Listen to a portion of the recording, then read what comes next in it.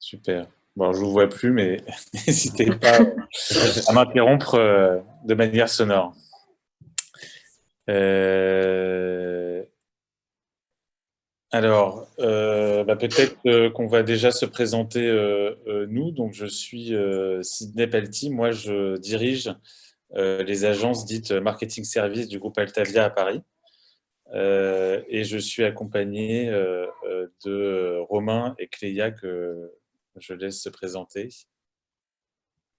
Oui, donc Romain, je suis directeur conseil dans une des agences du dit groupe et directeur conseil et avant-vente pour la solution que nous allons vous présenter aujourd'hui.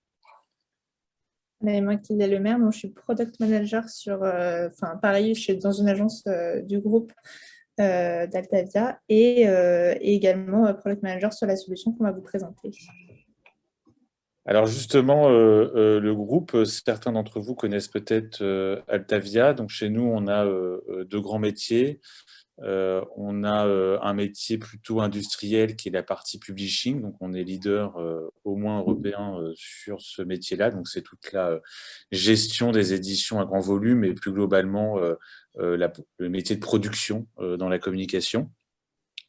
Et c'est un métier sur lequel on est donc leader et assez référent partout en Europe et puis dans maintenant un peu plus de 40 pays aujourd'hui. Putain. Ok. Bon, je viens d'avoir un message de Gilles Roux, donc de Shiver, donc master franchisé Auchan. Il est dans les embouteillages, qui prouve que quand même des gens qui bossent, hein, en tout cas qui se promènent. Donc voilà, donc il sera là dans 10 minutes. Donc on va peut-être pas l'attendre pour débattre parce que ça va finir tard sinon. Donc voilà, bah écoutez, moi bon, peut-être un petit mot sur Botanique, peut-être Stéphane, parce que c'est quand même le président du Hub, je me méfie quoi. Allô, Stéphane. Alors Oui. Oui. Stéphane, moi. Oui. Sur Botanique. Sur Botanique, sur Kingsway, pardon. Ah. Je me suis trompé, président. Excuse-moi, je commence. Alors, je comprenais plus rien. Vas-y, Stéphane, je suis sûr que tu maîtrises parfaitement. Non, en quelques mots, oui. Donc, Stéphane Marthe, ex-Kingsway Neo Maxi Toys, suite au rapprochement des deux enseignes en septembre dernier. Donc, je me suis occupé pendant 5 ans de la transformation digitale du groupe Kingsway et donc je repars entre guillemets de zéro côté Maxi Toys pour faire en sorte qu'à horizon été 2022, on ait un écosystème à peu près équivalent à ce que propose Kingsway en termes de services digitaux. Donc, tout ce qui tourne autour de la e-réservation, du click and collect, du ship from store, de toutes ces choses-là.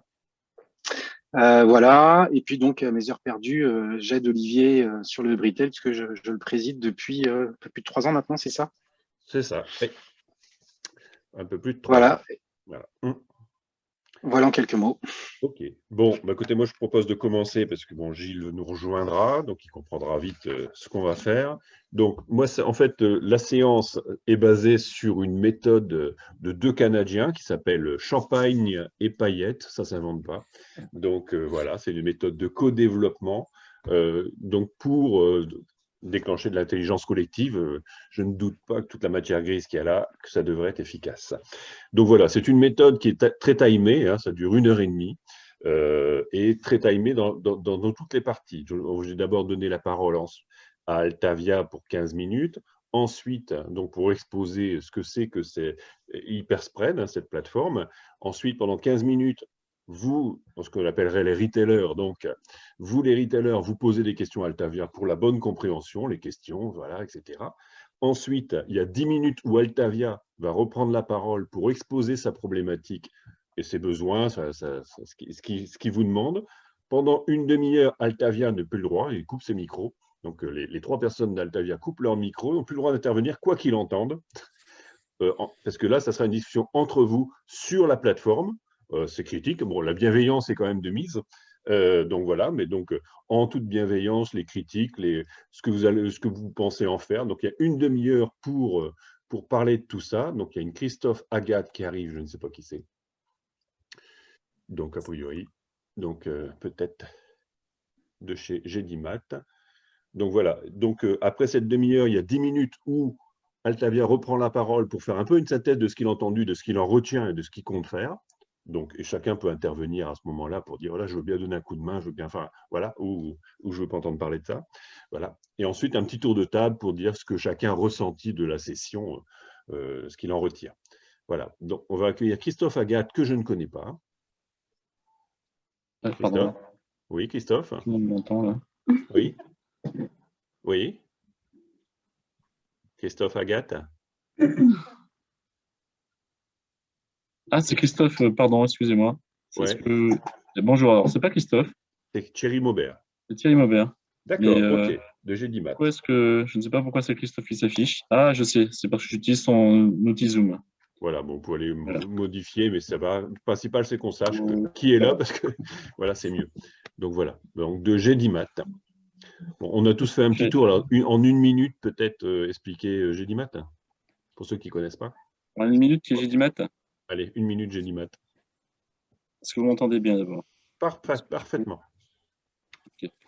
Gédimat. Gédimat est un groupement de négoces, un magasin de négoce, spécialisé donc négoce en matériaux de construction. Je ne sais pas si vous connaissez. Alors, si vous connaissez Leroy Merlin, si vous connaissez Point P, si vous connaissez, vous ne connaissez pas Gédimat, c'est qu'il manque quelque chose à votre culture du négoce de matériaux.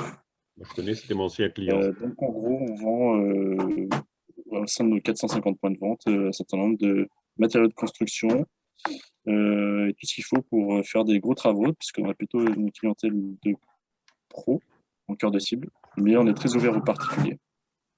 Voilà. Ok. Pour résumer rapidement. D'accord, c'est très bien, on a bien compris. Je te dis, Gédimat, je connais parce que c'est mon ancien client, donc dans une autre vie. Donc, je vais reprendre. Bon, j'ai expliqué le timing, hein, donc, mais vous allez tous comprendre très vite. Donc voilà. Donc, on va commencer par. Donc, je dis c'est un timing très précis, c'est-à-dire je serai donc le maître du temps, le timekeeper, et je signalerai qu'on est au bout. Hein. Donc 2 minutes avant, je dirais, il reste 2 minutes à chaque fois. Mais on coupera effectivement. Normalement, on coupe les micros et les personnes dans la salle. Voilà, c'est vraiment très. Il faut garder vraiment le timing pour que ce soit efficace. Donc, bah voilà, Sydney, Clélia et Romain, c'est à vous. C'est parti. Alors, je repartage mon écran. Je vais essayer de faire comme ça. Là, vous voyez bien? Oui. Ok, donc je vais reprendre de manière très rapide l'introduction. Donc Hyperspread, c'est la solution de marketing local d'Altavia, leader sur le retail dans les métiers de la communication, qui vise à rassembler tous les besoins marketing à l'échelle du point de vente et à une tête de réseau de diffuser et déployer toutes les informations et toutes les campagnes de communication à destination de ces points de vente.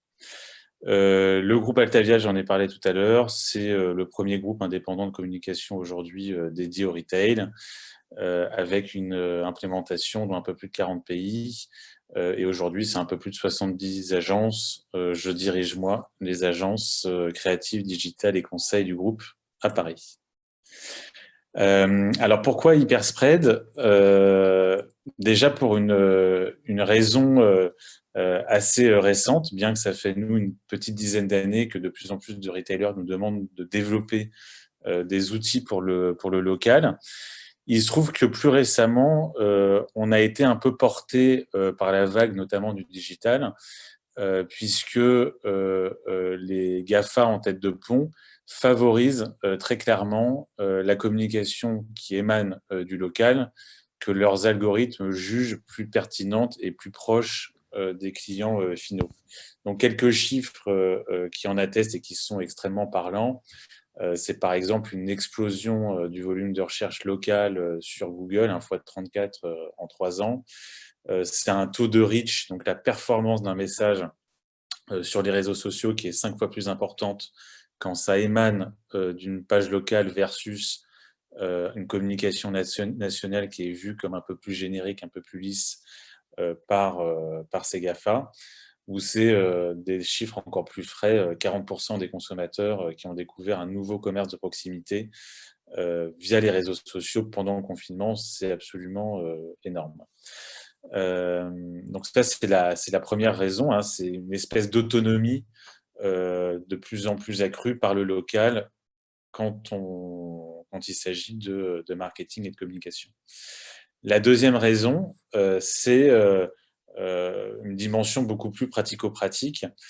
C'est que nous, ces dernières années, on a vu exploser le nombre de retail tech chez les retailers qui doivent composer avec généralement au bas mot une dizaine, et parfois ça se compte en plusieurs dizaines de solutions pour le local qui ont toutes leurs spécificités, hein. En général, on a une solution pour commander sa papeterie, une solution pour piloter ses réseaux sociaux, un outil pour commander sa PLV, etc., etc.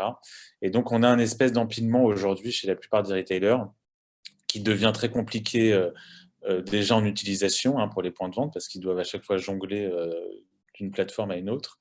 Et puis aussi, évidemment, en termes de maintenance, puisqu'en général, ces solutions ont été développées from scratch, sont des solutions propriétaires qui évoluent pas au même rythme que ce que nous, on connaît comme accélération, notamment dans le digital.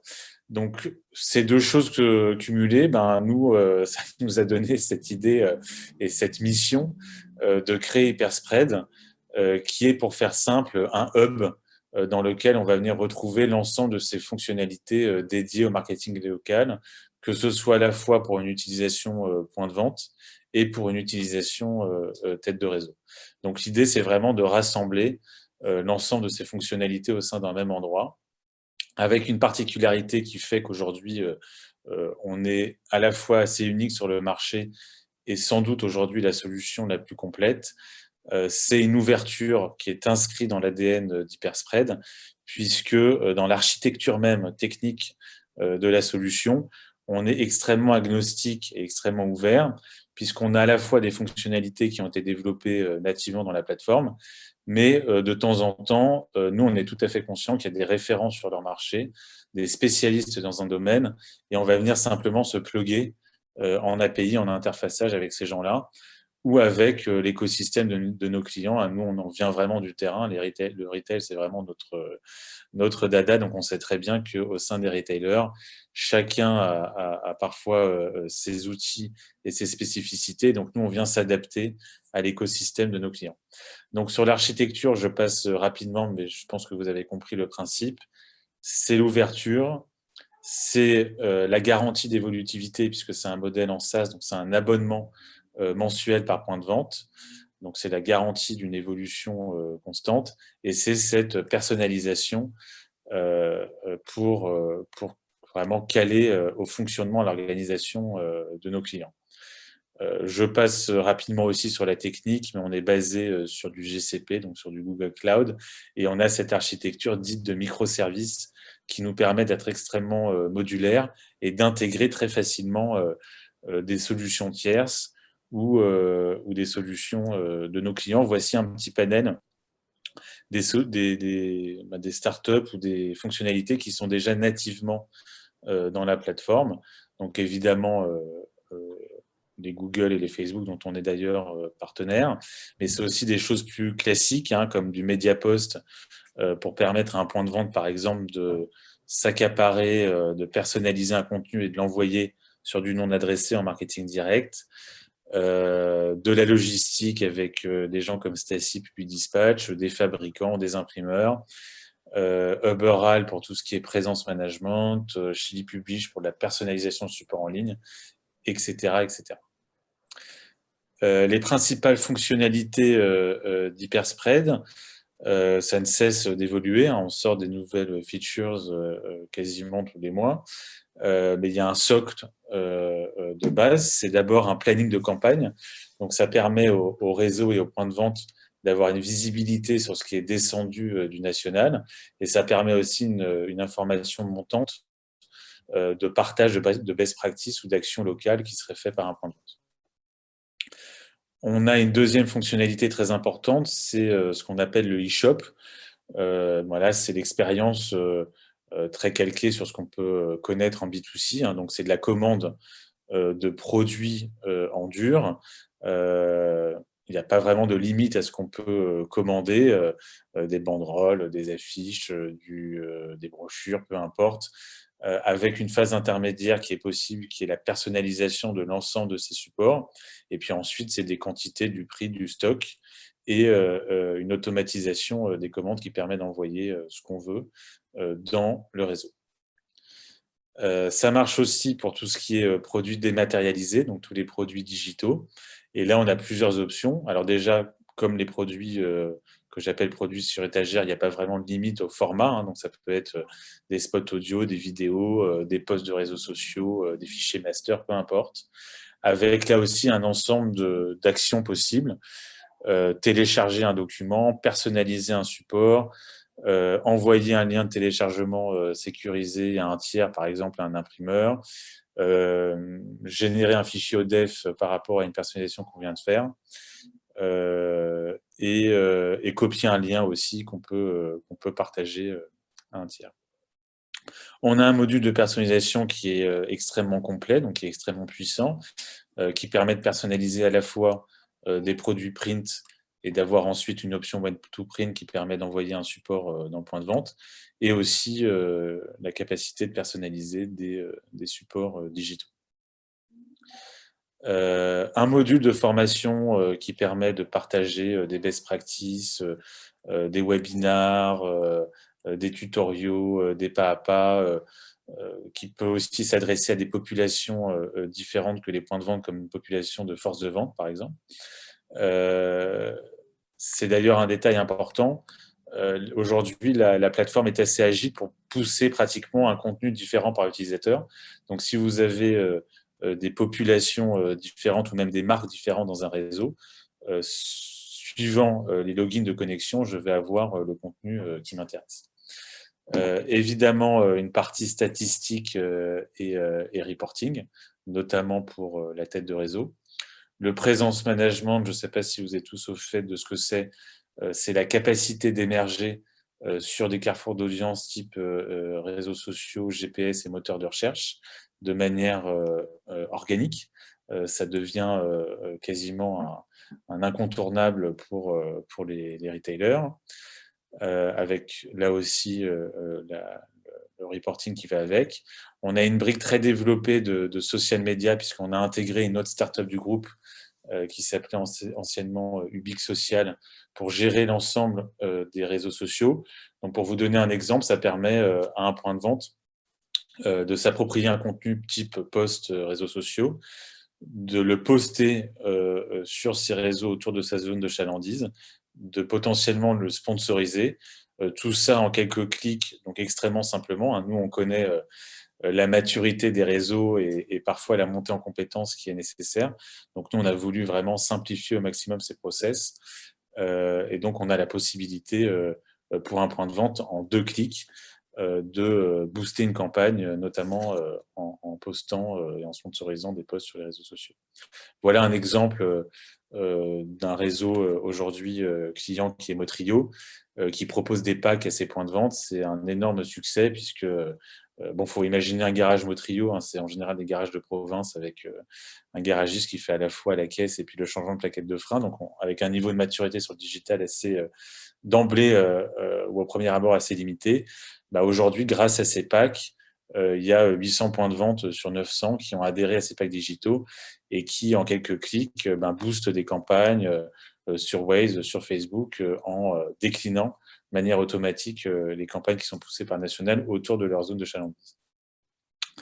La possibilité aussi pour le point de vente, de manière aussi simple, d'envoyer des campagnes email ou SMS.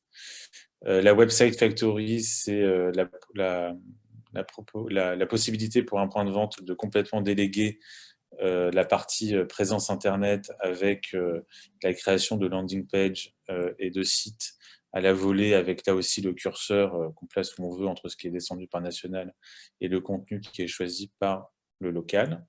Et bien sûr, une équipe dédiée de support réseau Nous, on a l'habitude d'accompagner les retailers, donc on sait à quel point c'est important. Donc, il y a toute une équipe qui aujourd'hui est en contact avec les points de vente pour les accompagner dans la prise en main et le déploiement de tout ce qu'ils pourraient trouver sur Hyperspread.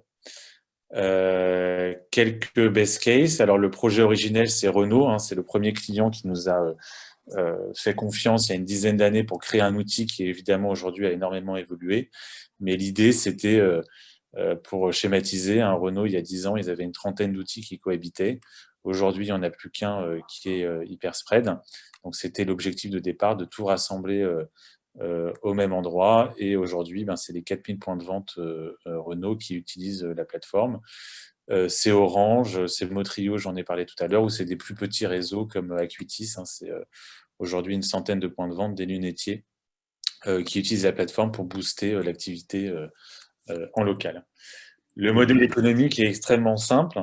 Il y a une partie de setup qui, en général, aussi autour de 30 000 euros. Ça dépend évidemment des interfaçages qu'il y a à faire avec les écosystèmes internes des retailers, mais en général, ça tourne autour de 30 000 euros. Et ensuite, il y a une licence mensuelle par point de vente qui inclut tout ce que je viens de vous montrer.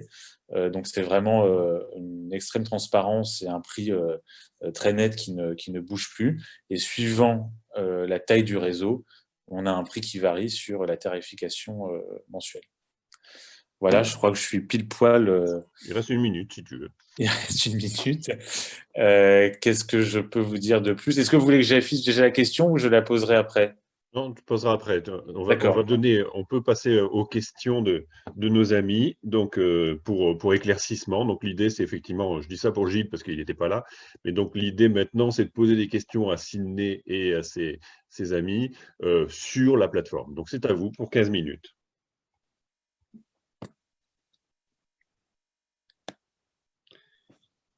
Qui attaque?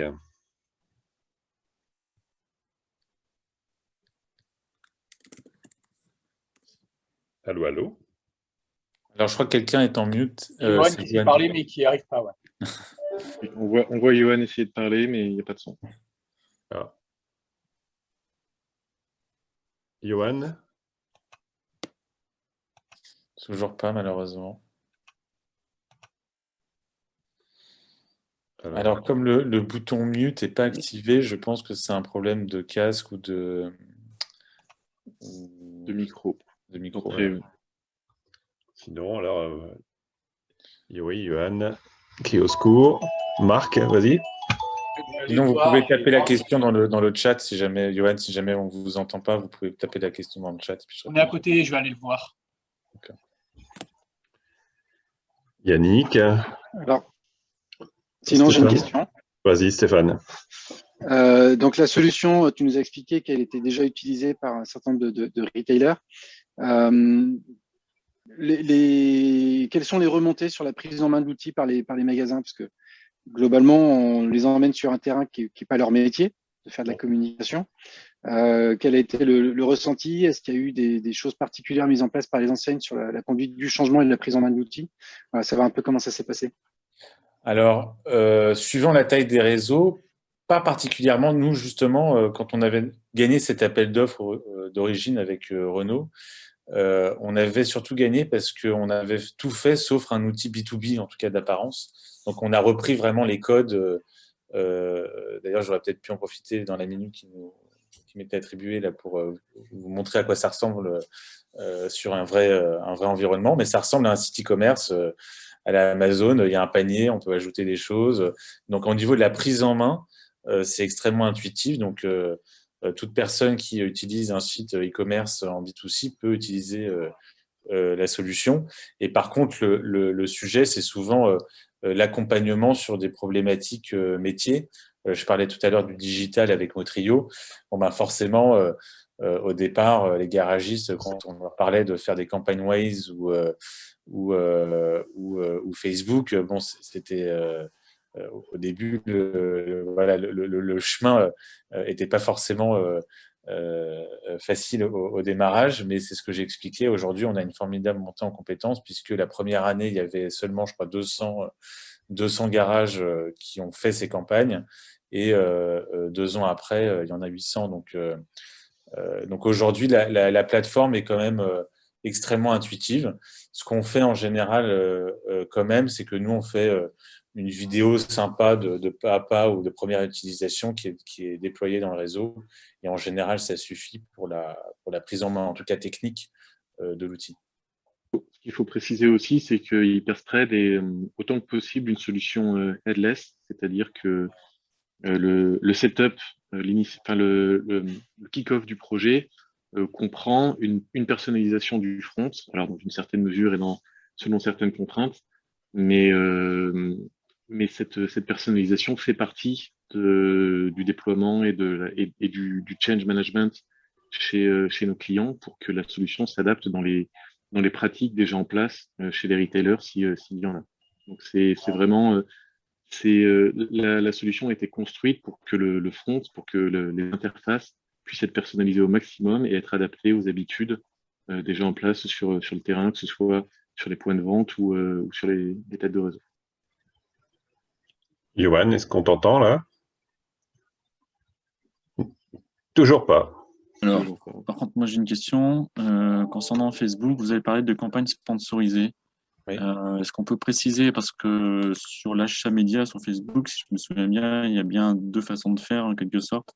Il y a effectivement la capacité de sponsoriser son post une fois qu'on a publié, mais il y a aussi tout l'achat média en dark post où on n'est pas forcément justement obligé de publier, mais on paramètre une campagne sur une audience cible par ailleurs, quoi. Tout à fait. Donc, la fonctionnalité proposée, c'est la sponsorisation avec publication ou c'est Ouais, c'est vraiment la publication avec la sponsorisation avec publication. Il faut d'abord avoir publié un contenu et ensuite derrière le sponsoriser. D'accord. Ok.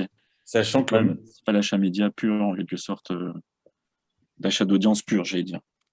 Oui, non, c'est pas de l'allocation, c'est pas de l'achat média pur, comme vous dites. D'accord.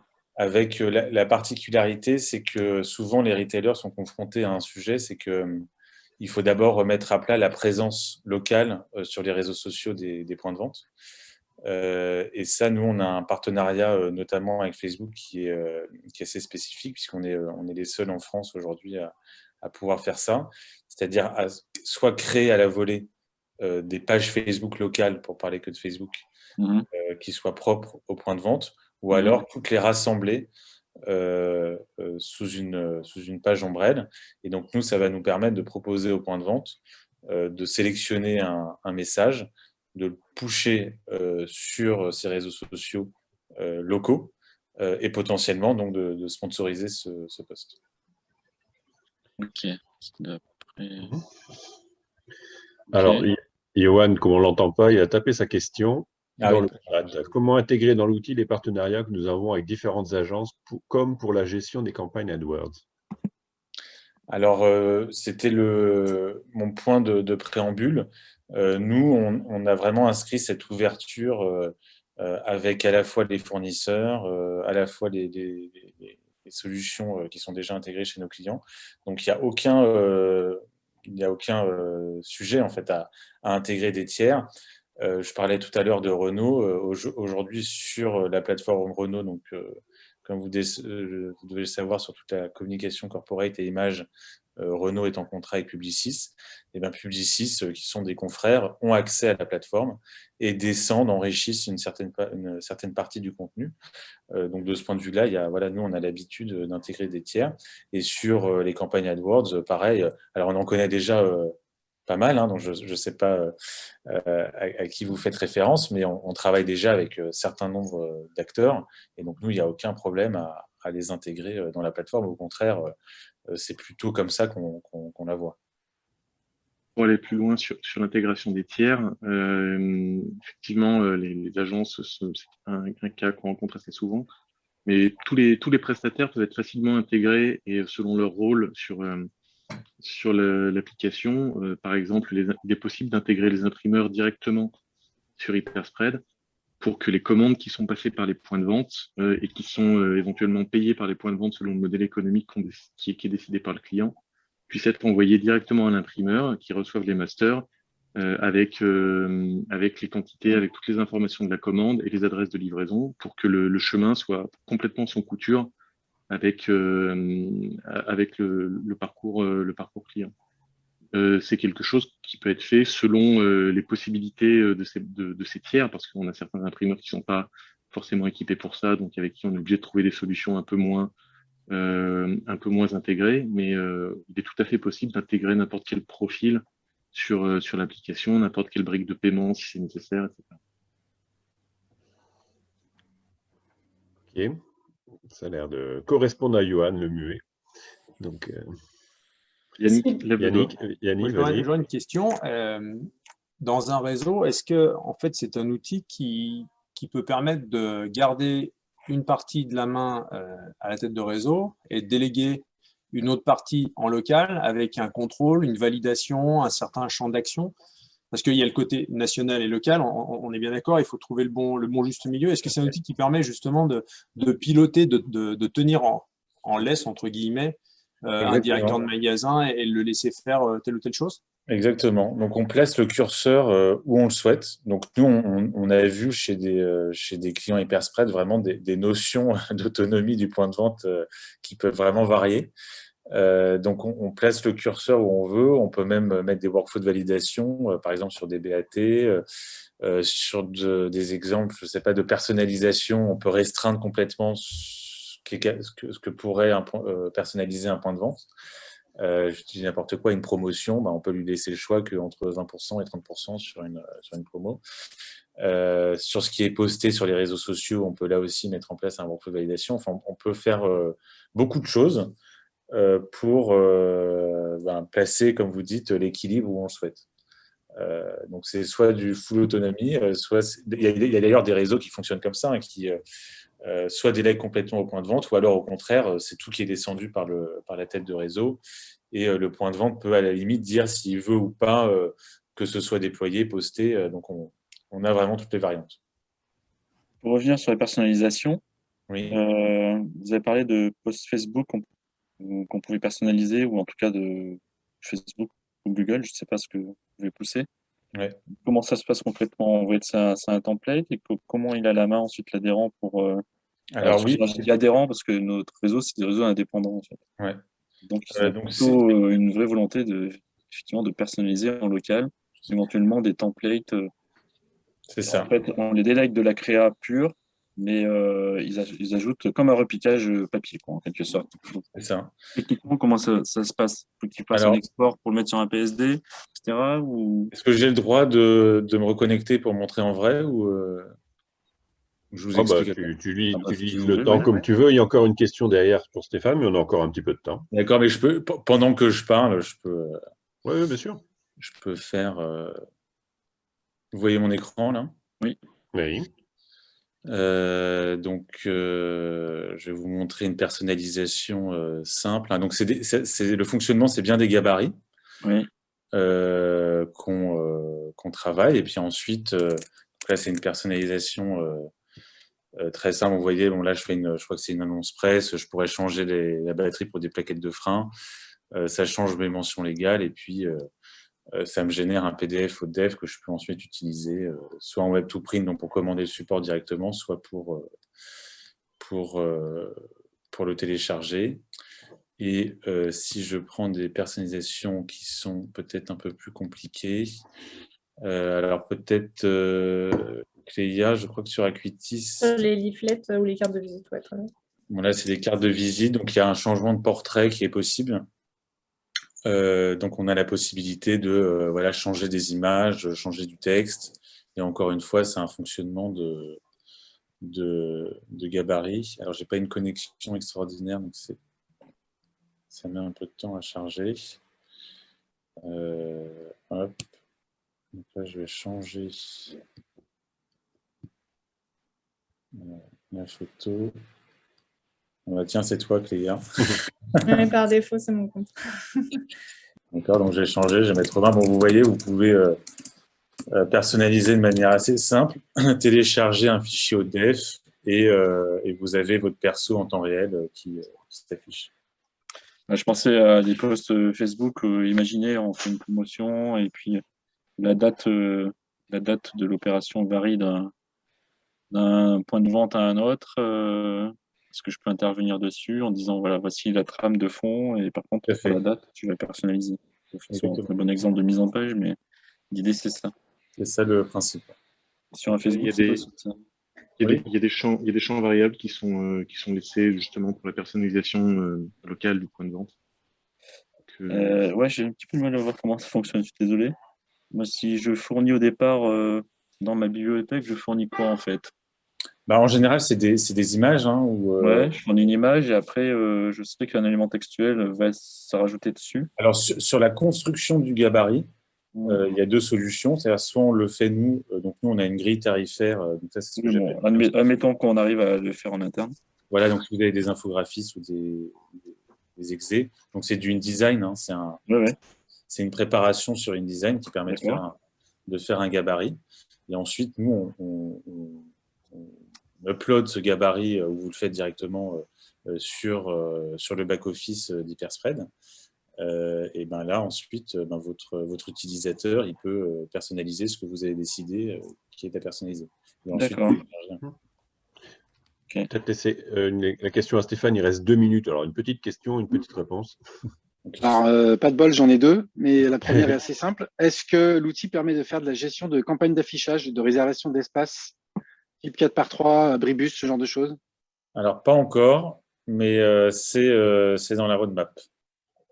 Puisqu'aujourd'hui, on n'a pas sélectionné en réalité un partenaire ou plusieurs, parce que pour bien faire les choses, il faudrait avoir plusieurs médias, notamment sur l'affichage.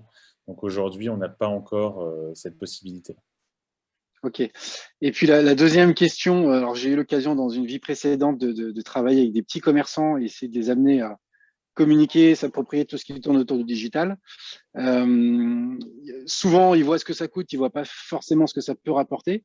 Est-ce que l'outil permet d'avoir une sorte de notion de reporting, de ROI? Bien sûr, oui. Alors, notamment sur tout ce qui est digital, donc on parlait tout à l'heure de campagne Facebook, par exemple, qu'on peut sponsoriser. Le point de vente dans son espace, alors je suis passé peut-être un peu rapidement dans la présentation tout à l'heure, il a un espace utilisateur où il y a le reporting de toutes ces campagnes avec la performance générée, notamment sur toutes les campagnes digitales. Ok, très bien. Il reste 30 secondes éventuellement. Une réponse par oui ou par non. Ouais, moi, j'avais une question.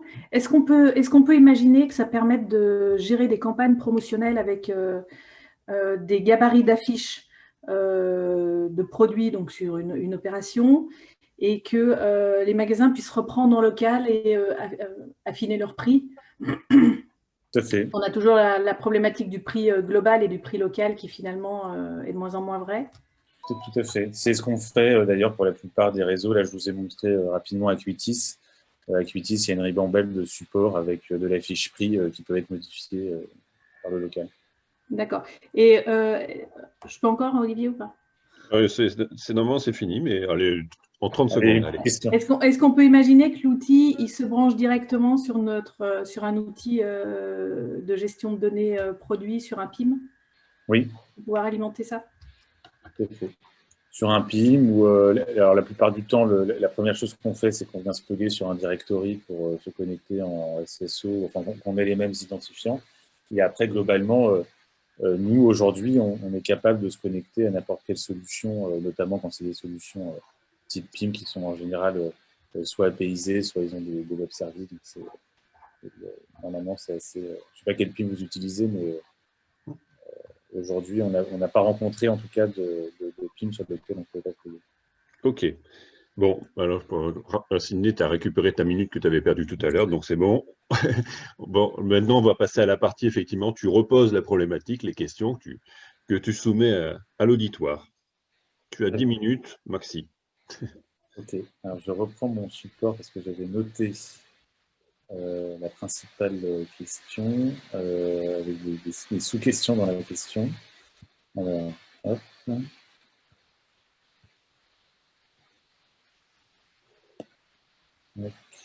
Vous voyez toujours. Oui.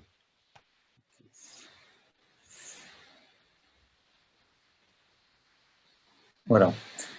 Donc nous, notre principale question, c'est que aujourd'hui, la version qu'on vient de vous présenter, donc qui a cette architecture et qui a ce modèle SaaS qui permet finalement de rassembler un certain nombre de besoins de marketing local. Pour nous, aujourd'hui, on a sans doute la solution la plus complète du marché. Donc, on a assez peu de mal finalement à pitcher, c'est-à-dire à présenter. Et là, aujourd'hui, nous, on se pose vraiment la question de comment on peut accélérer, sachant que les freins qu'on peut rencontrer chez les retailers, ils sont assez systématiques. C'est des écosystèmes qui sont déjà implantés depuis longue date, qui sont rarement aussi complets, mais qui sont déjà là. Et donc, c'est toujours un sujet de se dire, bon, aujourd'hui, il y a peut-être des outils vétustes, mais qui font le job, donc pourquoi changer et pourquoi évoluer? On l'a rapidement évoqué tout à l'heure, on est souvent confronté à une inquiétude qui est liée à la conduite du changement et à la prise en main du réseau. Donc nous, évidemment, on essaie d'expliquer, mais on est assez confronté à ce sujet. Et puis, on s'est aussi rendu compte que le modèle SaaS n'est pas encore complètement... nos clients et nos contacts retailers ne sont pas encore complètement familiarisés avec le modèle, parce que évidemment, payer un abonnement quand on a payé un setup il y a 5 ans pour faire quelque chose, alors bien qu'on voit aujourd'hui que c'est obsolète et qu'on a du mal à maintenir, ce fonctionnement par abonnement est parfois difficile à comprendre, donc c'est aussi un frein. Donc voilà, nous, notre question, c'est comment passer ces freins et comment en gros prendre le marché, puisqu'aujourd'hui, on sait qu'on a un temps qui peut être limité, parce qu'aujourd'hui, on n'a pas vraiment de concurrence sur l'ensemble du scope. Donc nous, notre objectif, c'est voilà, comment, en tout cas en France et en Europe, comment on prend ce marché et comment on fait fi de ces freins. Donc ça, c'est la première question. Et la sous-question, c'est est-ce que finalement, il ne faut pas miser sur une espèce de killer app, sur une fonctionnalité qui ferait l'unanimité chez les retailers et sur laquelle il faudrait pousser, et si oui, laquelle? Voilà, je ne sais pas si c'est assez clair. Je sais pas, c'est clair pour tout le monde à peu près la problématique? Oui, c'est bon? Bon, écoute, s'il n'y a pas plus de temps, tu auras le droit encore à quelques minutes tout à l'heure. Mais bon, là, maintenant, par contre, si c'est fini pour toi, tu peux laisser la question. Je pense que chacun veut l'avoir sous les yeux. Je pense que c'est bien. Et donc, il y a une demi-heure pour nos amis retailers d'échanger ensemble sur l'application, et répondre à la question. Et en tout cas, échanger surtout et répondre aux questions précises de Sydney. C'est à vous. Donc nous, on coupe nos micros, c'est ça, hein? Voilà, on coupe votre micro pendant une demi-heure. Vous prenez les notes, enfin, voilà, il n'y a pas de souci. Et vous interviendrez après. Est-ce que vous m'entendez maintenant? Oui. Oui. Ah bah très bien, super. Je vais pas participer. Par contre, Olivier, tu as coupé ton micro, donc là, maintenant, c'est toi qu'on n'entend plus. Voilà, non mais voilà, j'ai coupé le micro, je disais à Johan, voilà, maintenant il est trop tard pour les questions, maintenant si tu veux abonder dans la réflexion, vas-y. Bah, je peux juste démarrer dans la réflexion. C'est vrai qu'en petit retailer, on a un réseau de taille moyenne, composé de franchisés et de magasins intégrés. Déjà, quand on voit la solution, effectivement, elle est tellement large que finalement, elle peut donner le vertige.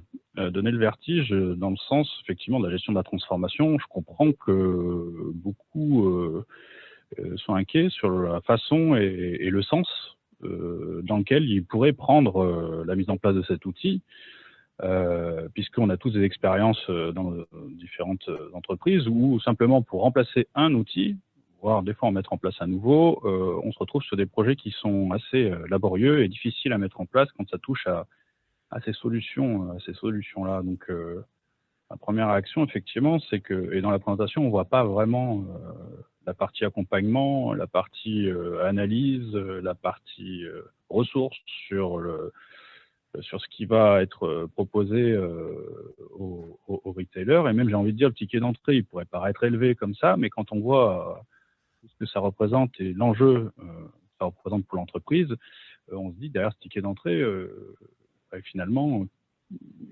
combien il peut y avoir de personnes, sur combien de temps on doit planifier ce type de projet qui est quand même super transverse pour une entreprise. Hein, donc, ça demande quand même une adhésion assez globale de toutes les directions de service, quoi. C'est ma première réaction, en tout cas, par rapport à cet outil.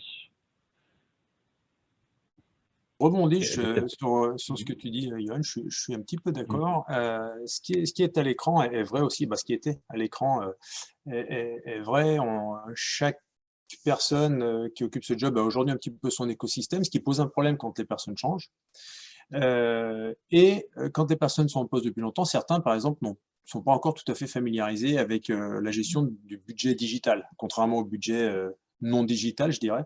Et peut-être qu'une offre par tiroir, pour commencer, par exemple, à dire on va déjà passer tout le digital sur ce système et continuer dans un premier temps à faire vivre l'écosystème dans lequel je suis en confort, dans lequel mon patron me retrouve, parce que chaque année, on compare le budget par rapport à l'année d'avant, etc., etc.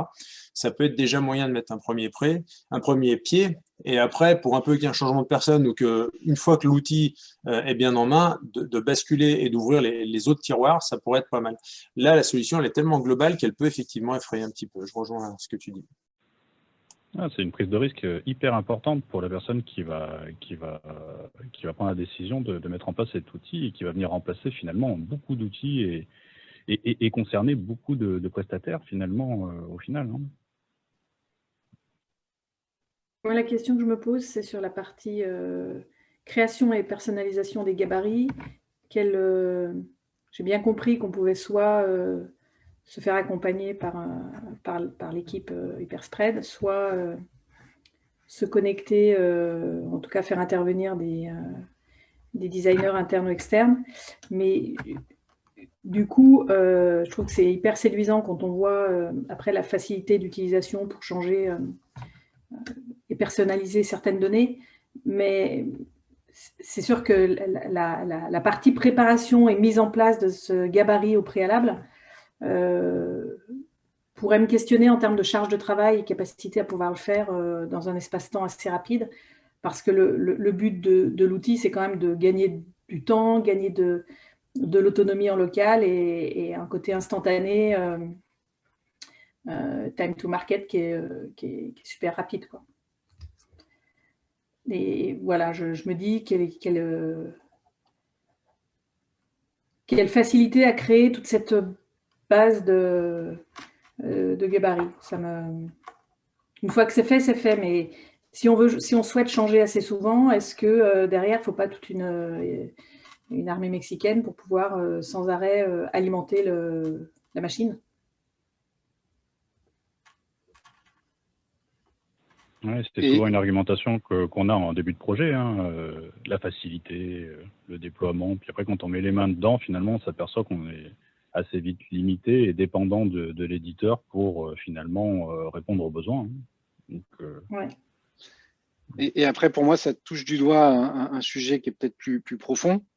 C'est le métier de commerçant. Le métier de commerçant, jusqu'à maintenant, c'est de faire du commerce, c'est d'accueillir ses clients, c'est de faire en sorte d'avoir un magasin propre, etc.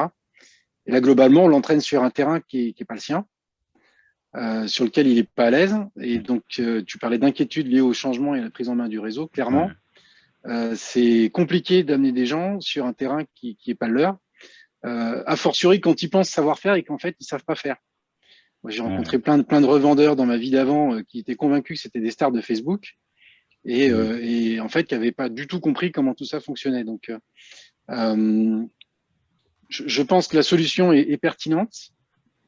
Pour autant, comment dire, il y a un accompagnement qui me semble crucial.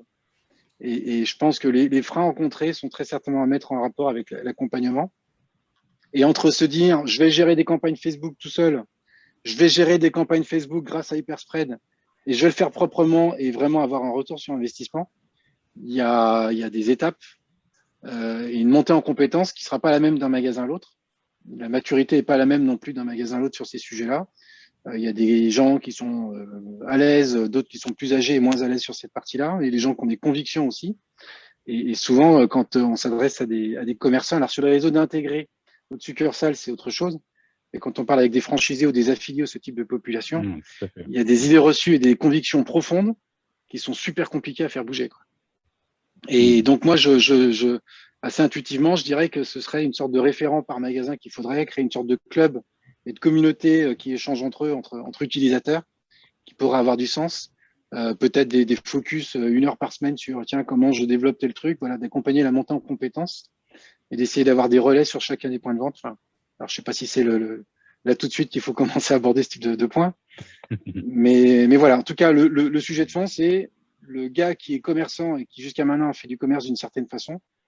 Il a compris qu'il fallait que ça se fasse différemment, mais par contre, ça ne se fait pas du jour au lendemain. Or, il faut qu'il s'adapte super rapidement par rapport au contexte. Et je pense que c'est là que ça peut faire peur. Ça peut être aussi l'effet inverse, Stéphane, c'est-à-dire que, comme tu dis, on s'adresse d'abord à des commerçants et ça peut être, entre guillemets, un outil prétexte à tout refaire en local. Même si on voit bien que le local a de plus en plus de sens sur le global, mais c'est comment faire cohabiter en fait et régler ce curseur. Alors visiblement l'outil le permet, hein, entre qu'est-ce qui est plutôt global parce qu'il n'y a pas de valeur ajoutée à le faire en local et quelle est justement la valeur ajoutée du local. Et je vois nous qui avons une partie de magasins, une grosse partie de magasins intégrés et une petite partie de magasins en franchise. Je me dis que parfois, nos franchisés, on les embarque sur des opérations qui les intéressent peut-être plus ou moins. Rares sont les fois où on leur demande vraiment leur avis. Je me dis que ça serait peut-être le moyen de leur donner la main sur certaines choses, à condition, comme tu le dis, Stéphane, effectivement, qu'il y ait des aptitudes à pouvoir maîtriser et monter en compétence sur toutes ces ficelles qui sont quand même des ficelles hyper techniques, hein. Là, on rentre dans un monde où c'est d'ailleurs limite, moi, j'ai trouvé le début de la présentation limite un peu angoissant parce que je me dis, punaise, mais en fait, j'y connais rien, quoi. Donc, voilà. Et pour rebondir sur ce que tu dis, Florence, c'est vrai que par rapport au dernier point, difficulté à adhérer à un modèle SaaS, si ton modèle SaaS inclut la conduite du changement et le fait que, je dis n'importe quoi, 2 heures par mois, j'ai une sorte d'e-learning ou de montée en compétence sur l'outil, c'est autre chose. Et on peut être amené à voir les choses différemment. Mais je pense qu'au final, et tu as plutôt raison, Florence, au final, c'est pas tant un problème d'outil. L'outil, il est plutôt bien fichu, il est assez complet, il permet de faire plein de choses. Je pense que les freins que tu dois rencontrer, Sydney, c'est peut-être plutôt lié à cette conduite du changement, au fait d'onboarder les équipes et de donner du sens dans leur quotidien à l'utilisation de cet outil. Parce que leur quotidien, jusqu'à maintenant, c'était pas ça. L'avantage que j'y vois quand même, c'est qu'on a du coup une gestion centralisée de la communication potentiellement. C'est quand même un point, surtout sur le groupe EPRJ, on gère des franchisés, des magasins propres, on se rend compte que des fois chacun a sa communication, donc c'est un des avantages. Je vais revenir sur le modèle SaaS. C'est vrai que moi, quand vous avez présenté vos tarifs, alors c'est vrai que ça allait très vite, j'ai eu un peu du mal à voir comment ça avait été construit en fait, et quels sont les avantages. Alors éventuellement tuer certains outils qu'on a déjà, éventuellement tuer certains postes qui font déjà des choses comme ça chez nous. Et j'ai eu du mal, c'est vrai, sur le modèle SaaS. Moi, c'est la difficulté d'un modèle SaaS, c'est de bien expliquer la valeur qu'on va apporter à la personne qui va finalement sortir l'argent à la fin du mois. Et c'est vrai que dans votre présentation, c'est un petit peu moi ce qui m'a manqué. Alors, c'est aller vite, mais de me dire, voilà, qu'est-ce que cet outil va m'apporter en termes de valeur vis-à-vis soit de mes magasins, soit de mes retailers, soit même de mes clients, versus une multitude d'outils avec lesquels je travaille depuis un certain nombre d'années, qui pour certains me coûtent plus rien et qui fonctionnent plutôt pas mal, quoi. Donc là, aujourd'hui, dans votre slide, vous parlez de maintenance et d'évolutivité garantie. Voilà, moi, si on me dit le modèle SaaS, c'est que sur ces deux aspects-là, typiquement, c'est le genre de choses qui ne font pas forcément aller sur la solution. En fait. Je précise qu'ils ne sont pas là. Et je partage, et ce qui fait toujours un petit peu peur, c'est de se dire le tarif, il est ce qu'il est aujourd'hui, on n'en a pas la maîtrise dans l'évolution, en 2 ans, 3 ans, 5 ans, 7 ans. Et si une fois qu'on a fait le plus dur, qu'on a adopté ce genre d'outils, et qu'on a fait tout le boulot, si jamais les prix viennent augmenter, de toute façon, on est quand même relativement collé. Et ça fout la trouille. Alors après, il y a peut-être un modèle d'offre à tiroir. Hein. avec peut-être un coût d'abonnement très petit, et puis des choses que tu viens rajouter. Par exemple, si tu veux de l'accompagnement, j'ai n'importe quoi, c'est 5 € de plus par mois. Si tu veux accéder à tel module, c'est tant de plus par mois. Il y a peut-être une offre à tiroir qui peut permettre de mettre plus facilement le pied à l'étrier. Ah, C'est sûr que l'accompagnement, c'est décisif, l'accompagnement. Si c'est 5 € par mois pour mettre le pied à l'étrier, tu vas plus facilement lever des freins. Parce que 5 € sur une année pour un commerçant, c'est que dalle.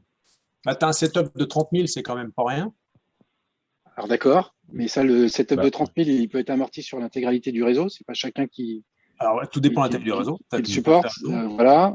Peut-être que c'est le rôle du réseau que d'absorber ces coûts de setup et de faire porter aux adhérents ou aux affiliés uniquement la partie récurrente. C'est aussi des choses qui peuvent s'imaginer. Mais voilà. Mais après, la question, c'est bien parce que ça permet d'aligner la communication, d'avoir quelque chose d'homogène sur l'intégralité du réseau, entre la tête de réseau et les magasins. Oui. Mais à ce moment-là, il n'y a pas que Hyperspread qui sait le faire. Il y en a d'autres. Donc la valeur ajoutée d'Hyperspread, elle n'est pas là. Non, mais il y a vraiment un impact du réglage local sur les performances globales qui est vraiment à revalider parce que enfin, c'est un métier effectivement complexe, hein, comme on le disait tout à l'heure. Notamment, ça regroupe plusieurs métiers très différents et assez complexes sur lesquels un accompagnement spécifique est souvent nécessaire. Et après, quand ils vont aller faire leur réglage en local, par rapport effectivement aux réglages peut-être qui ont été faits au niveau national, enfin, si finalement il y a des contre-performances, je suis toujours dans une approche autant intégrée que franchisée, hein, mais encore plus franchisée. Comment faire comprendre ou faire entendre à celui qui doit s'améliorer que là-bas est dans son camp, quoi. Et après, il y a la gestion justement du local, parce qu'on est quand même plutôt sur un outil centralisé qui permet de localiser, mais c'est comment on prend en considération les contraintes locales de chacun, où on peut avoir un commerçant en retailer qui va, et notamment sur les franchis, dire moi je veux plutôt servir l'outil comme ça, l'autre qui va vouloir servir l'outil comme ça. Et c'est l'adhésion globale du réseau qui peut être aussi pour moi une vraie question sur un modèle SaaS.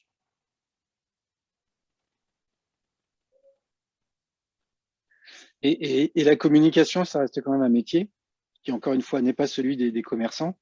Il faut juste faire gaffe à ce que ce type de solution leur fasse pas croire, et ce ne sera pas le cas, hein, mais leur fasse pas croire que finalement la communication, c'est facile. Et que là où ils payent des royalties à la tête de réseau pour faire de la communication, au final, vous êtes bien gentil, mais je le fais aussi bien que vous grâce à Hyperspread. Alors aujourd'hui, Gilles de Shiver, là, aujourd'hui, la présentation, elle m'a vraiment fait penser à un outil qu'on utilise chez Shiver pour à peu près 250 supermarchés alimentaires, qui est un outil qui s'appelle Smart Traffic. Et Smart Traffic, ça fait de la multidiffusion, de la même façon qu'Hyperspread, ça fait du store locator, etc. Pour autant, pour l'instant, nous, la problématique, c'est pas du tout de donner la parole aux magasins, hein. Et donc, aujourd'hui, on publie sur GMB, enfin, on fait les choses, les figures imposées sur Waze, sur Google Maps, etc. Et puis, ce qu'on laisse remplir aux magasins, c'est leurs horaires d'ouverture, et puis c'est à peu près tout. Pour autant, je trouve que la question que pose Sydney, elle est pertinente parce que c'est récemment que je me suis posé des questions sur cet outil parce que, pour le coup, l'abonnement avait considérablement augmenté. Et donc, voilà, en tant que DSI, je me suis intéressé à l'outil parce que je trouvais qu'il était très cher pour ce qu'on en faisait. Et j'ai trouvé qu'en avant-vente, ces gens-là n'étaient pas très bons parce qu'ils adressent une multitude de problématiques. Effectivement, ça peut être des solutions qui sont très puissantes. Par contre, l'argumentaire, il est, de par la richesse de la solution, à mon sens, très bordélique. Et avant de comprendre exactement ce que pouvait nous permettre l'outil, et je pense qu'on va essayer d'aller bien au-delà de ce qu'on en fait actuellement, il m'a fallu plusieurs séances d'explication.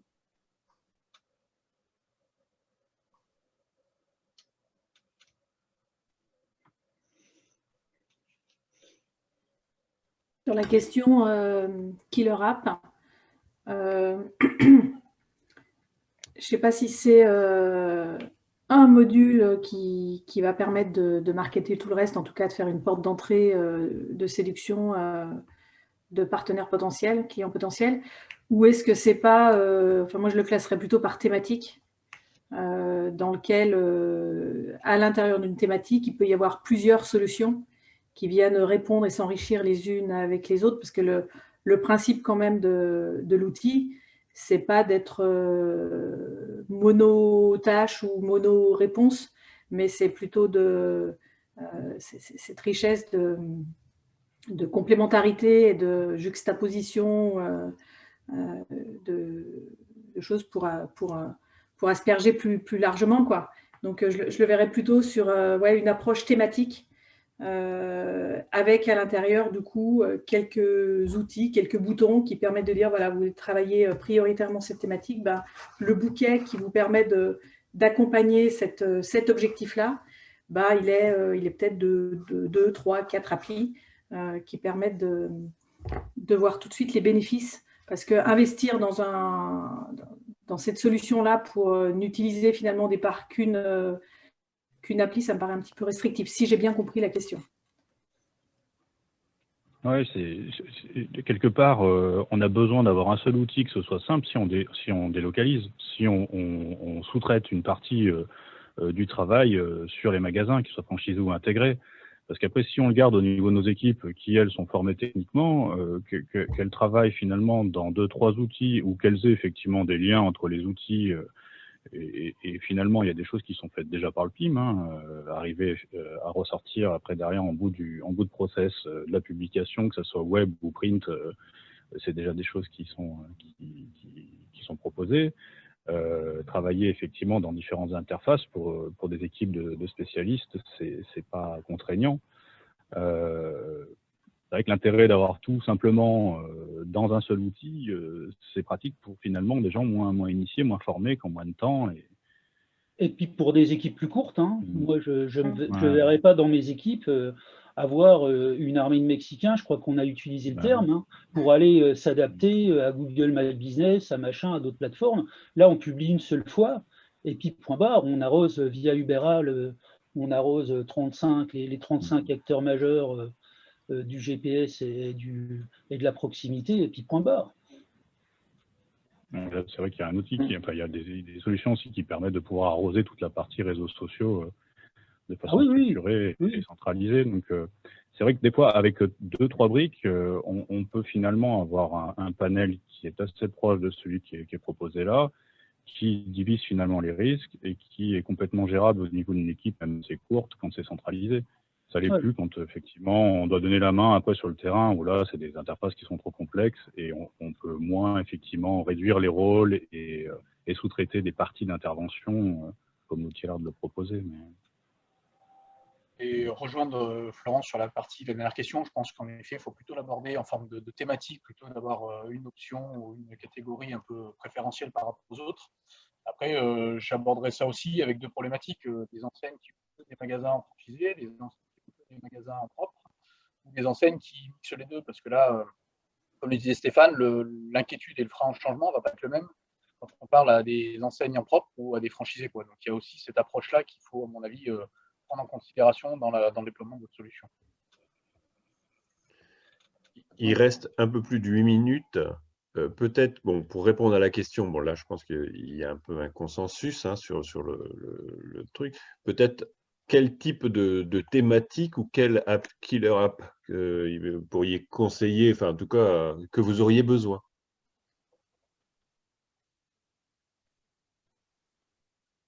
Pour moi, ce serait plutôt que sur le digital dans un premier temps.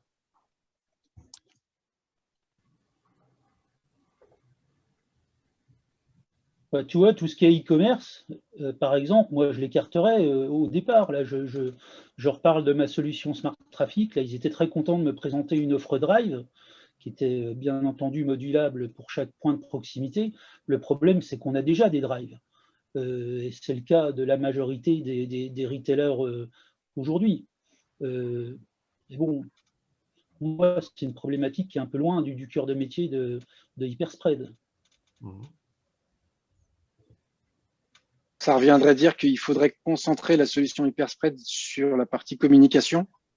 Ouais, je pense que et la vendre et la commercialiser comme telle, même si elle sait faire plus de choses que ça.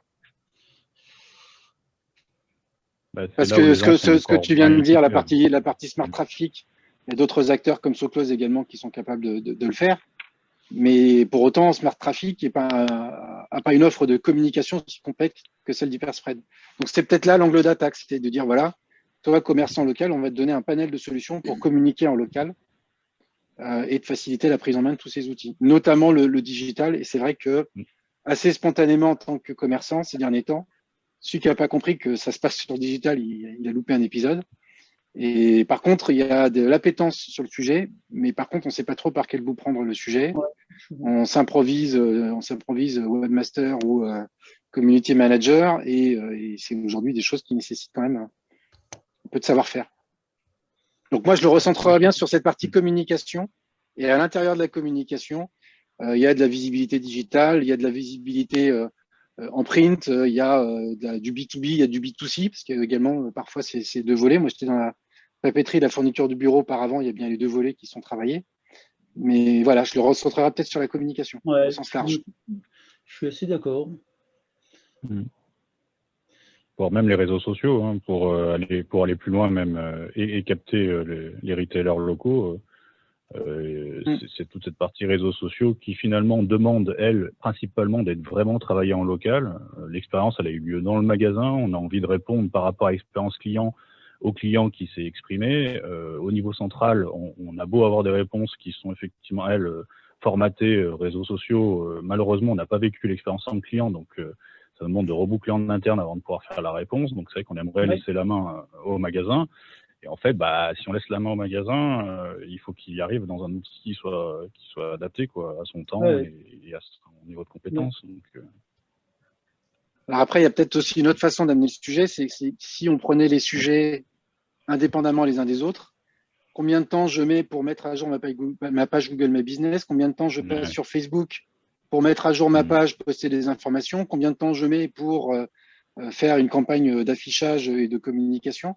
Et c'est peut-être essayer d'estimer le temps passé sur chacune de ces tâches et le gain de temps que peut procurer la plateforme Hyperspread dans la gestion de ces éléments.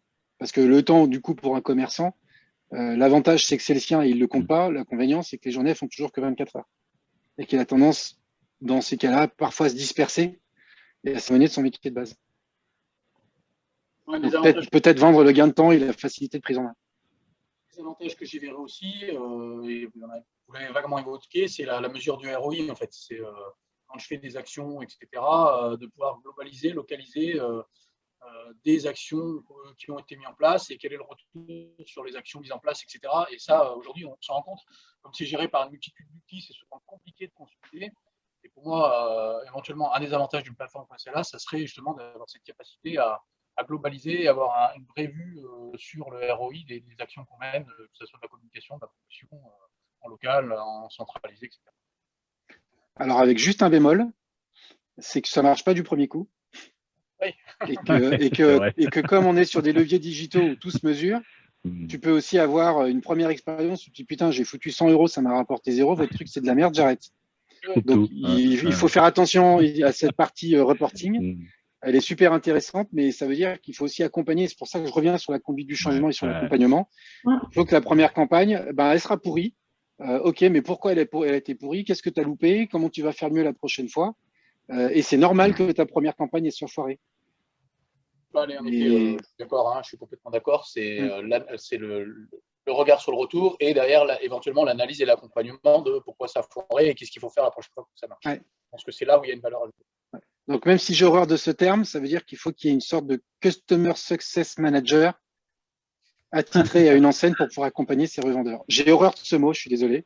Je considère que c'est la moindre des choses, c'est que le succès du client soit au centre du truc. Mais voilà, en tout cas, d'avoir ce type de poste dédié à la prise en main et à l'optimisation des outils. Il reste 3 minutes. On t'a pas entendu, Thierry. Je rappelle qu'on ne cherche pas le consensus. Là, on réfléchit tous ensemble. Ce n'est pas le but. Mais Thierry, peut-être, ça, s'il y a un problème de micro. Thierry Maugère. Non. Peut-être qu'il n'est plus là. Il n'est pas là en ce moment. Voilà, donc il reste 3 minutes. Allez-y.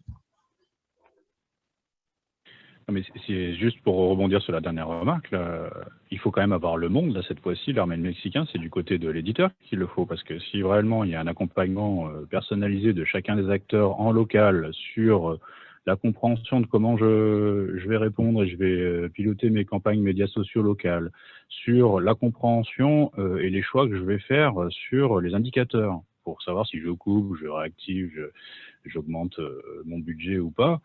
Ça demande de l'humain, ça. Hein, ça demande beaucoup de monde et c'est vrai qu'on ne le voit pas du tout dans la présentation. On ne se rend pas compte du tout de. Alors oui, c'est une grosse entreprise, mais est-ce que c'est des développeurs? Est-ce que l'équipe qui est en soutien, une fois la transition terminée, hein, parce que là, c'est souvent, on est très bien accompagné au moment de la transition. Hein. C'est une fois que l'outil est en place que là, on a des gros écarts entre les éditeurs. Sur leur disponibilité et les compétences des gens qui, effectivement, sont sur la hotline et sur le soutien. Hein. C'est avant tout quand même ce qui coûte cher. T'en veux des compétences au bout du fil, quoi. Et ça je ne l'ai pas vu du tout dans la présentation. Donc, Et puis, je rajouterais qu'en plus, on est sur des sujets qui bougent vite, que ce soit à côté Google, que ce soit à côté Facebook. La vérité du trimestre n'est pas celle du trimestre suivant. Et que là-dessus, quand bien même tu imaginerais un système de d'e-learning ou de petits modules qui pourraient rendre les gens autonomes, tes modules, il faut presque les faire tous les trimestres, quoi. Il reste une petite minute, peut-être une voix féminine pour finir, Florence. Je repense à la présentation. Alors, c'est sûr qu'on a une présentation assez rapide quand même de l'outil, mais je me demande si dans la perception, je ne l'ai pas perçu d'abord comme un outil hyper technique avec une réponse technique et peut-être que j'aurais aimé dans l'ordonnancement de la présentation d'abord percevoir sur ce centrage client qui est, et le bénéfice qu'on cherche tous les jours dans nos métiers, c'est quels sont les leviers et les objectifs que je peux traiter en objectifs stratégiques, aller chercher différents objectifs, notamment en local. Et après avoir en disant, voilà, du coup, il y a une réponse technique qui peut vous accompagner. Voilà l'illustration par l'outil. Et du coup, je trouve que ça en fait une présentation plus SI, et moi je ne suis pas du tout SI, et moins réponse à un besoin. Voilà. Ok. Voilà. C'est juste un tout dernier mot pour compléter. Allez, président, vas-y, t'es président. Ça veut dire qu'en termes d'approche, il y a peut-être une approche à deux niveaux à avoir. Une pour la tête de réseau, où là, on peut rentrer un peu plus dans le détail. Et une autre qui doit être beaucoup plus simplifiée, beaucoup plus basique et pragmatique pour les revendeurs, pour accompagner la tête de réseau qui va commercialiser les solutions près de ses revendeurs. Mais en parlant pour le coup, effectivement, de bénéfices utilisateurs, et pas du tout de tu vas pouvoir gérer tes campagnes Facebook avec un AERI et machin, etc., multidiffusion. C'est des mots, encore une fois, les commerçants, c'est pas leur métier, quoi. Ok. Bon, on va s'arrêter là, on va faire revenir Altavia dans la salle. Donc maintenant. Et là, ça a dû être dur de se taire. Ça a dû être super dur. J'ai vu Sidney réagir à plusieurs reprises, ça a dû être à mon avis, on a dû entendre des ondes d'oiseaux, là. Sidney, si tu peux enlever ton écran, ça sera plus sympa, on se reverra tous. Voilà. Et donc voilà, donc maintenant, il y a 10 minutes pour, j'irai côté Altavia, pour faire un peu, non pas répondre à toutes les questions parce que c'est trop compliqué, mais en tout cas en faire une synthèse de ce que vous avez compris, ce que vous avez retenu, et éventuellement ce que vous avez décidé, même si les décisions, c'est pas tout de suite, mais en tout cas ressenti. Donc voilà, 10 minutes, c'est à vous.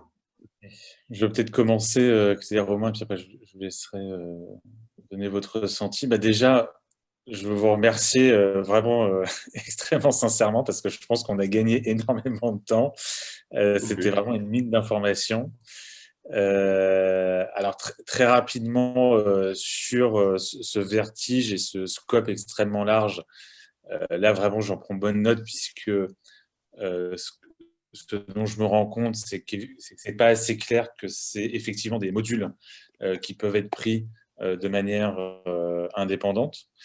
Donc ça me paraît extrêmement nécessaire de mettre l'accent dessus pour pas faire peur justement d'entrer le jeu en se disant bon voilà, il y a juste une brique qui m'intéresse je peux éventuellement la tester et puis si ça ne marche pas, on ne peut pas faire autre chose. Ce qui est le cas pour certains de nos clients, par exemple Acuitis, ils ont volontairement décidé de commencer uniquement par le e-shop pour les PLV et le print, et de ne pas du tout toucher aux social media pour le moment, justement pour ne pas faire peur à leur point de vente et pas leur proposer une solution trop large qui serait complètement illisible. Donc c'est bien quelque chose, il est tout à fait possible de boucher une fonctionnalité à la demande de l'utilisateur. Il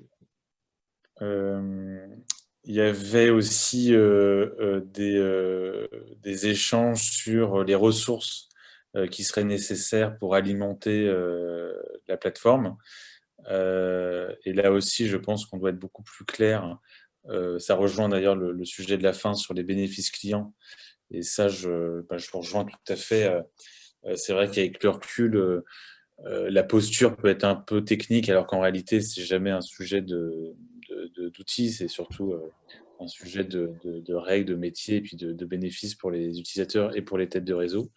Donc ça, c'est un vrai levier d'optimisation à faire pour nous.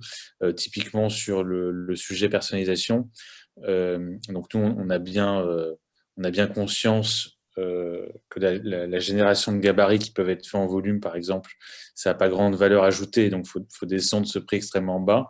Donc nous, sur ce point-là, il se trouve qu'on a des équipes en Tunisie qu'on a formées sur la création des gabarits, et donc on propose à nos clients une grille tarifaire qui défie toute concurrence sur la construction de ces gabarits, qui peut vraiment coûter quelques euros quand c'est des personnalisations simples, mais c'est un élément sur lequel on doit insister. Là aussi, je prends bonne note de beaucoup plus enrichir la partie accompagnement du réseau sur la conduite du changement pour pas que ce soit un frein, c'est-à-dire pour vraiment lier la prise en main de l'outil avec son implémentation, qu'on ait cette partie-là de montée en compétences qui est évidemment extrêmement importante. Pardon. Sur le modèle SaaS et sa visibilité. Pardon. Là aussi, sans doute qu'il faut beaucoup plus insister sur les bénéfices, et c'est vrai qu'en réalité, il nous manque ces slides dans la présentation pour mettre en face du budget tout ce que ça peut rapporter, et surtout qu'en plus, on a des éléments qu'on ne montre pas assez, mais même assez tangibles sur les chiffres. Pour vous donner un petit exemple qui part de lui-même, alors évidemment, toute chose relative par ailleurs en termes de taille, le réseau Renault, donc 4000 points de vente quand même en France, c'est un grand réseau. Aujourd'hui, il y a à peu près 20 millions d'euros qui transitent sur la plateforme en termes de chiffre d'affaires. Donc c'est tout ce qui est consommé par les points de vente sur la plateforme.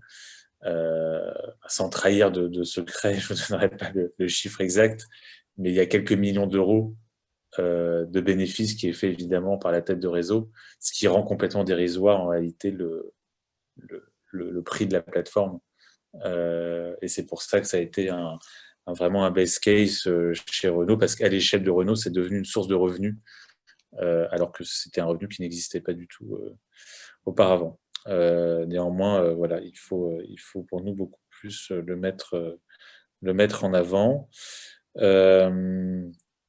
Voilà, bon, c'est un peu décousu, mais je vous fais une restitution. En tout cas, j'ai pris bonne note de l'ensemble des remarques qui ont toutes été extrêmement pertinentes. Et encore une fois, un grand merci, parce que ça nous fait sans doute gagner beaucoup de temps.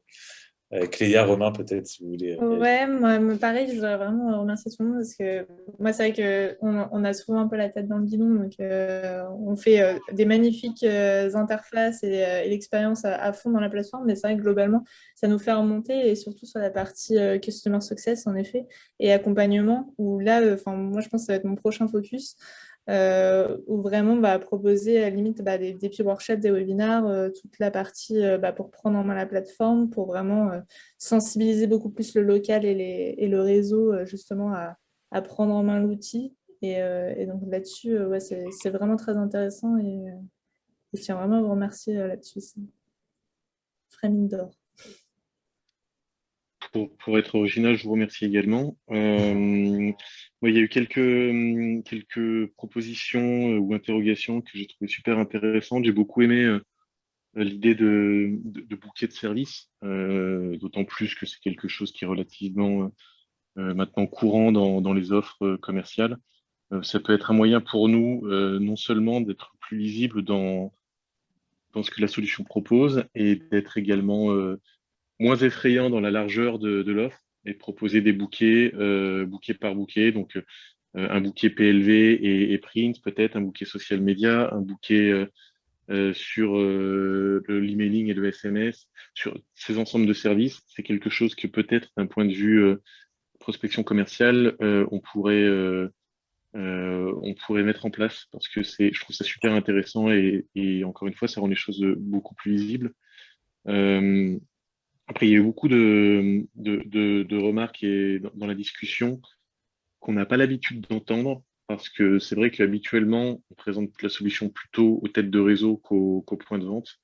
Et vous avez, vous avez la vision des deux côtés, ce qui est super intéressant, notamment les questions sur l'accompagnement qui sont habituellement peu abordées par les têtes de réseau, à défaut, et à leur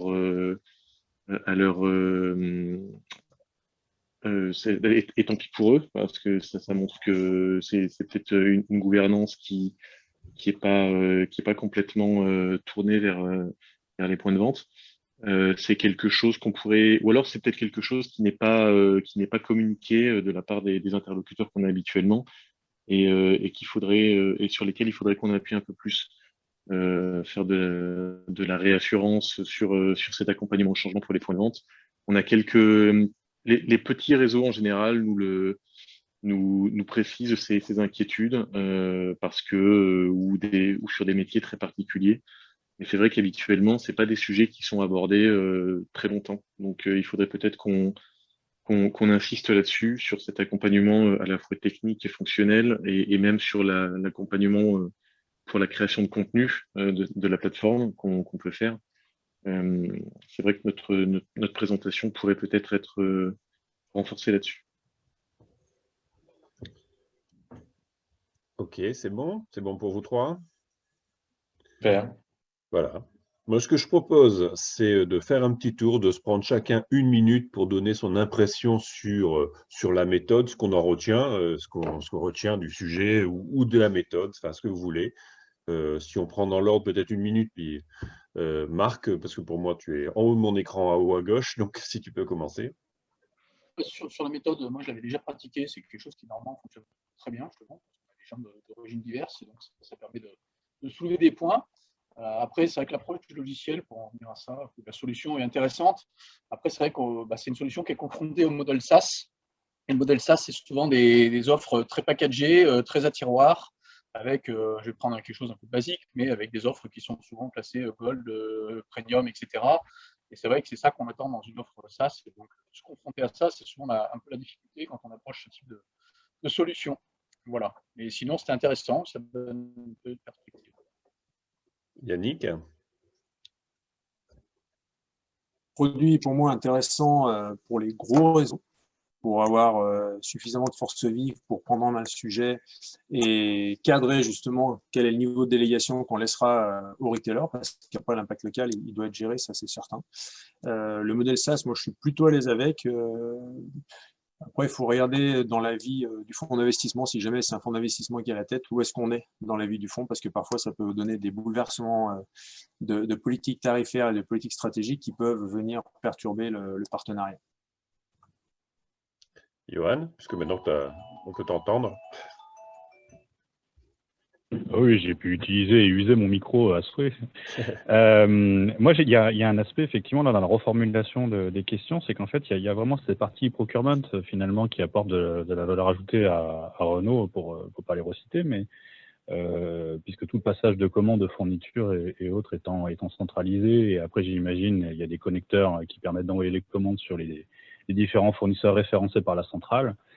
Cet aspect-là, c'est vrai que sur un rendez-vous au niveau d'une centrale, je pense que c'est vraiment un élément qui est intéressant et important à mettre en avant. On n'en a pas parlé parce qu'on s'est très concentré au niveau local, mais cette notion du procurement, je ne sais pas jusqu'où elle est maîtrisée, mais finalement, elle est vraiment dans les standards aujourd'hui de recherche d'économie et de rentabilité au niveau d'une centrale. Donc, mais c'est vrai que la solution, encore une fois, elle est tellement large qu'on n'a pas pu parler. Enfin, il y a la partie campagne, tout ça, c'est largeur d'outils est assez déconcertante. Donc, c'est surprenant d'avoir un outil qui sache faire autant de choses. Et c'est vrai qu'on a tendance aujourd'hui à plutôt spécialiser et à mettre des briques qui sont interconnectées pour avoir des métiers qui sont maîtrisés. Et là, c'est vrai que ça donne quand même l'impression que ça doit faire de l'emailing pas trop mal, mais moins bien qu'une solution dédiée. Ça doit faire du procurement pas trop mal, mais sûrement moins qu'une solution dédiée,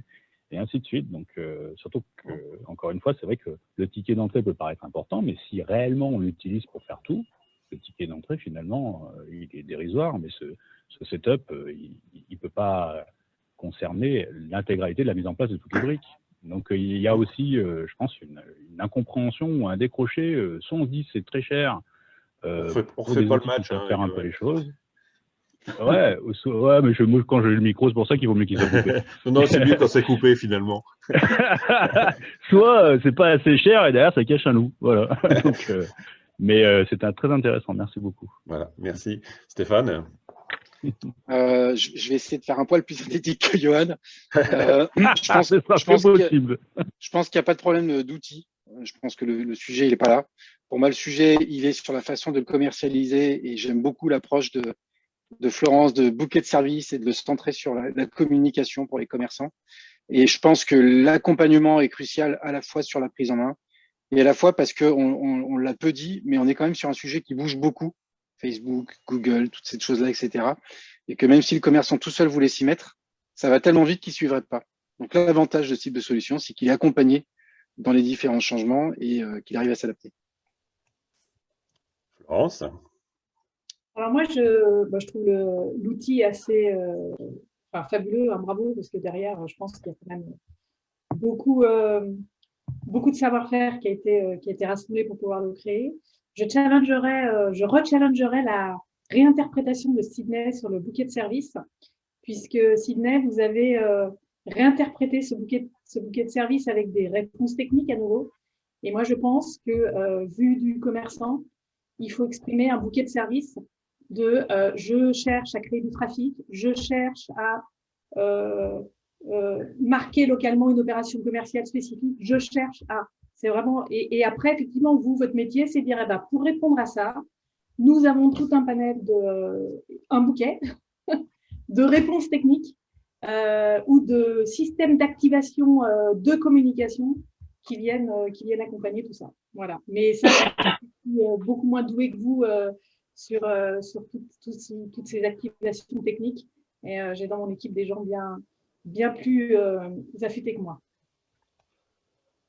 Gilles, peut-être un petit mot, mais aussi sur le principe de la réunion, peut-être. Disons que je regarde les horaires, c'est jusqu'à 20h30. Non. C'était parce que j'avais tapé large. J'ai fait ça rapidement. En fait, tu peux rester jusqu'à 20h30, je ne fermerai pas. Ouais, non, pas forcément. Non, écoute, je pense que je vois bien ce que peut apporter ce genre de solution. Une fois effectivement que tu t'es frayé un chemin dans tous les usages possibles. Je ne sais pas si tu te rappelles, mais à un moment donné, je t'avais parlé d'un besoin qu'on avait en tête chez Shiver, qui était de rechercher une espèce de plateforme qui pourra accompagner chacun de nos magasins en local. Parce que nous, quand je parle de magasins locaux, c'est des magasins qui sont dans des petits villages, et le magasin, c'est souvent le centre de la commune. Et je me demande si je n'aurais pas intérêt à avoir un dialogue avec ces gens de Hyperspread, parce que je pense qu'on pourrait innover un peu en allant sur ce genre de modèle. C'est-à-dire que moi, le magasin qui poste, on a essayé, hein. Effectivement, hein, ce n'est pas forcément le boulot des magasins. Il y en a qui le font très bien parce qu'ils sont très geeks, etc. Il y en a d'autres que ça emmerde. Il y en a d'autres qui ne savent pas écrire, etc. Enfin bon, on a tout le panel de. Et puis si tu te contentes de poster des promotions, franchement, ça n'intéresse personne. Maintenant, l'idée, c'est d'élargir ça à l'entièreté de l'écosystème. Et je pense que j'aimerais bien discuter avec Sydney de ce genre de besoin. Je pense qu'il ne va pas être content, Sydney, mais c'est vraiment. il va se forcer peut-être, mais voilà. Peut-être Thierry Maubert, je ne sais pas s'il est encore là, qui se fait appeler Christophe Agathe, mais donc je pense que Thierry a eu un souci où il n'est plus présent. Cécile, parce que je ne t'ai pas présenté comme ça, je ne t'ai pas présenté, mais voilà, donc Cécile fait partie de l'équipe Retail. Oui, récemment dans l'équipe Retail, moi du coup je vais peut-être plus rebondir sur le format que je découvre aussi et que j'ai trouvé très intéressant, le fait de pouvoir avoir les deux visions, mais où ça laisse bien la parole et le temps de parole à chacun. Mais malgré tout, on retrouve quand même ce côté de débat entre les retailers qui peuvent avoir des visions différentes. Et puis je trouve qu'en termes de feedback pour le prestataire, c'est aussi très intéressant, comme l'a dit d'ailleurs Sydney. Donc moi je trouve ce format que je connaissais pas du tout hyper intéressant et voilà, qui en plus peut faire gagner du temps et faire émerger des nouvelles problématiques et des nouvelles solutions. Merci. Voilà, moi je vais juste peut-être dire, effectivement, je suis toujours un peu passé cette méthode parce que je l'ai appliquée dans plein de domaines. C'est toujours très riche parce qu'en fait, comme tu disais Sydney, on apprend beaucoup parce qu'effectivement, quand on met quelques retailers d'univers différents, etc., ensemble, on n'a pas l'impression, mais c'est juste parce que ça rebondit que c'est aussi riche que ça. Donc voilà, je pense que cette méthode intelligence collective est toujours très intéressante au développement. Et voilà, donc j'en terminerai là, donc sauf si Sydney, tu veux dire un petit mot de la fin. En tout cas, merci à tous pour moi, donc merci à tous d'avoir participé. Merci à tous, vraiment c'était extrêmement enrichissant. Moi je recommence quand vous voulez. Et évidemment, c'est ma petite note commerciale, je vous recontacterai ou vous pouvez évidemment me contacter si vous voulez aller plus loin ou réfléchir sur vos réseaux. Et puis évidemment, nous on fera un petit geste vu que vous nous avez bien aidés. Voilà. Voilà. Je remercie aussi Olivier sur le format. C'est vrai que c'était super intéressant, très riche, très productif. Et c'était aussi super intéressant d'avoir cette séance de discussion avec les micros coupés chez Altavia. Parce que je connais certaines personnes chez Altavia qui ont tout de suite envie de répondre quand on critique leur DV. C'est pas facile. Je ne vise personne, mais voilà. Donc non, c'était super intéressant parce que ça a permis d'aller plus loin que ce qu'on rencontre d'habitude dans une discussion ouverte en termes de réflexion et de critique qui était constructive. Je tiens à préciser d'ailleurs Altavia complètement indépendant, groupe familial, donc il n'y a pas de fond là-dedans. Et pour ma part, j'ai dû me faire brainwasher par des développeurs parce que je suis absolument pas technicien, je suis dans la communication, donc j'ai dû me faire complètement lobotomiser par mes développeurs. Moi, j'y suis hyper sensible dans le choix de mes prestataires. Hein. Ça peut faire la différence. Un fonds familial, une boîte familiale par rapport à un fonds, clairement, l'approche est pas la même. En plus, on appartient à un réseau de Family Business Network, mais on va mettre notre label en avant. Bon, écoutez, merci beaucoup. Passez tous une belle soirée. Peut-être, Sydney, si on peut se prendre une minute, peut-être pour avec plaisir. Au revoir tout le monde. Voilà. Merci beaucoup. Bonne soirée. À bientôt. Merci.